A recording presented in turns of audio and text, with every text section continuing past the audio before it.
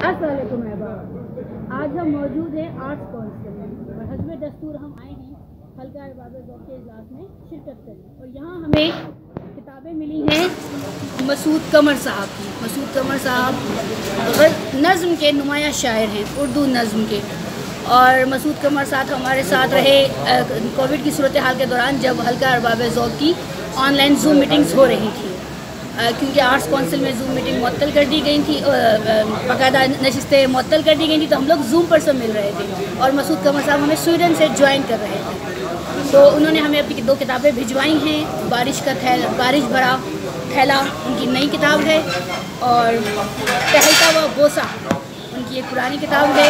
लेकिन चूँकि मैंने फरमाइश की थी तो उन्होंने हमें एक कुतुब भिजवाई, हमारे हल्का अहबाब ज़ौक़ के मेंबर ख्वाजा मोहम्मद आज़म साहब के थ्रू। और हम लोग बहुत खुश हैं आज, और बहुत दिन बाद हम सब लोग मिले हैं और हल्का अहबाब ज़ौक़ की नशिस्त शुरू होने वाली है। मैं इंशाल्लाह आप लोगों को बारिश भरा थैला से नज़में पढ़कर सुनाऊँगी। बहुत बहुत शुक्रिया।